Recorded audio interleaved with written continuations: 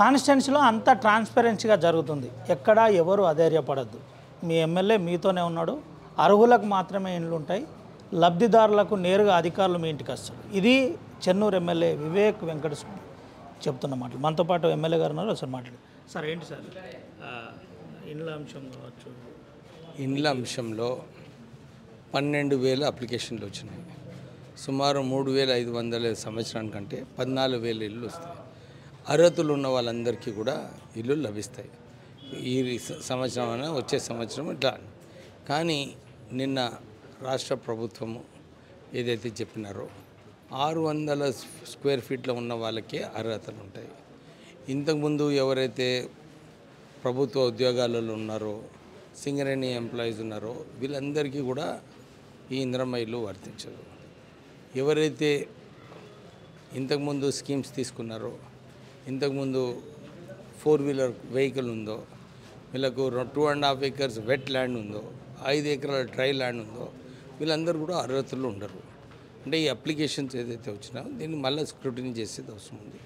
నేను అదే ఆదేశాలు ఇచ్చినాను ఎంపీడీఓ గారికి. ఇందిరమ్మ కమిటీ ఏదైతే రికమెండ్ చేస్తుందో మళ్ళీ ఒకసారి వెరిఫై చేయండి. నిజంగా ఎవరికైతే ఇల్లు లేవో వాళ్ళకి మొదలు ఇవ్వండి, దాని తర్వాత ఇతర వాళ్ళకి ఇవ్వాలి.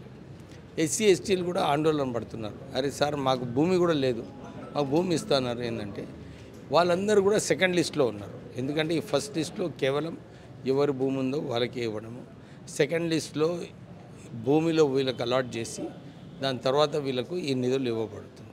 అంటే దాని గురించి కొంచెం వెయిట్ చేయాల్సి వస్తుంది. ఎందుకంటే ఆ కొత్త స్కీము అది స్పెషల్గా తీసుకొచ్చే అవసరం ఉంది. త్వరలోనే అది కూడా వస్తుంది. నేను అందరికీ భరోసా ఇచ్చాను. మీరు అందరూ ఆందోళన పడకండి. అవకతవకలు అయితే పబ్లిష్ చేస్తాము. నిజంగా ఎవరికైనా ఇల్లు ఉందనుకో మీరు అప్పుడు వచ్చి చెప్పండి. తప్పులు అయితే ఎవరైతే తప్పులు చేసినారో వాళ్ళ మీద యాక్షన్ కూడా ఉంటుంది అని చెప్పి ఈరోజు అవగాహన సభలో అందరికీ చెప్పడం జరిగింది.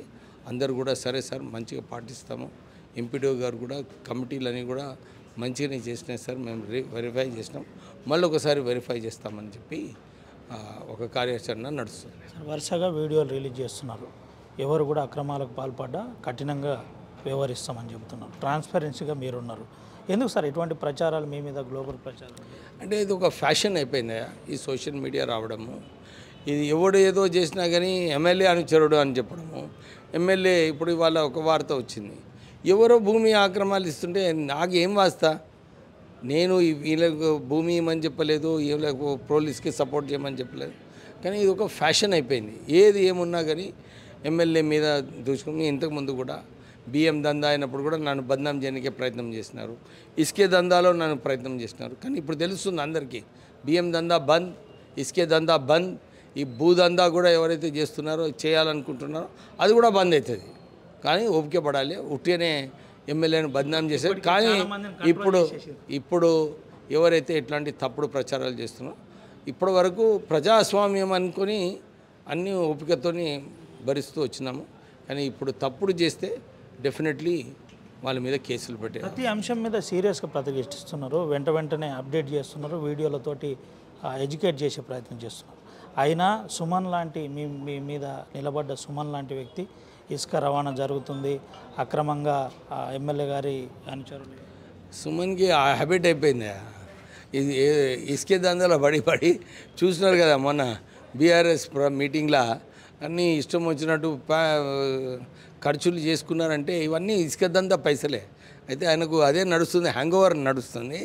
నిజంగా ఏమైనా అవుతుంటే ఏమనండి, అధికారులు ఉన్నారు, వాళ్ళు యాక్షన్ తీసుకుంటారు.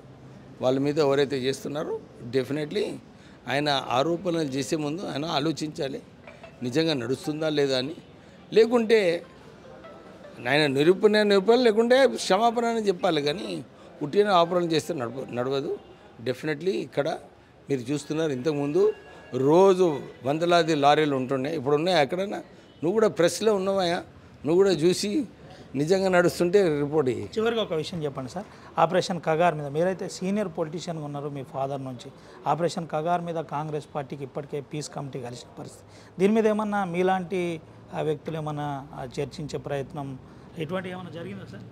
అరే నేను చాలా చిన్నోన్నయ్య, వాళ్ళు పెద్ద లెవెల్లో వాళ్ళందరూ కూడా చర్చించి వాళ్ళ నిర్ణయాన్ని తీసుకుంటారు. కాంగ్రెస్ పార్టీ ఎప్పుడు కూడా నాన్ వైలెన్స్, ఎవరైతే టెర్రరిస్ట్ ఉన్నారో వాళ్ళ మీద ఇక చెప్పాలంటే ఇందిరాగాంధీ గారు టెర్రరిస్ట్ ఫైరింగ్లో చనిపోయినారు, రాజీవ్ గాంధీ గారు కూడా టెర్రరిస్ట్ ఫైరింగ్లో చనిపోయారు. అంటే టెర్రరిస్ట్ వ్యతిరేకంగా కొట్లాడుతూ కాంగ్రెస్ పార్టీలో గాంధీ కుటుంబం వాళ్ళు ప్రాణ బలిదానాలు చేయడం జరిగింది. అట్లాంటి కుటుంబం, అట్లాంటి పార్టీ ఏదైతే టెర్రరిస్ట్ వ్యతిరేకంగా కొట్లాడిందో ఎక్కడ కూడా కనబడరు మీకు.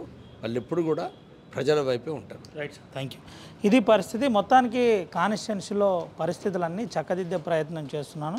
సుమన్కు వివేక్ వెంకటస్వామిపై ఆరోపణలు చేయడం సహజమైపోయింది, అందుకనే ఆరోపణలు చేస్తున్న పరిస్థితి. గతంలో కూడా ఇసుకలో సుమన్ పరిస్థితి ఏంటో నేను గతంలో చెప్పిన పరిస్థితి, ఇప్పుడు కూడా అదే చెప్తున్నాను. మొన్నటి సభలో కూడా ఏం జరిగిందో నేను చెప్పనక్కర్లేదని చెప్తున్న పరిస్థితి. ఇప్పటికే అధికారులకు చెప్పాం, అధికారులు సీరియస్గా దీని మీద మానిటర్ చేస్తున్నారు. ఒకవేళ ఏదైనా తప్పిదం జరిగితే మీరు మా దృష్టికి తీసుకురావచ్చు, దాన్ని వెంటనే రెక్టిఫికేషన్ చేస్తామని ఎమ్మెల్యే వివేక్ వెంకటస్వామి చెబుతున్న పరిస్థితి కనబడుతుంది. సుమంత రవినాయక్, RTV, ఆదిలాబాద్.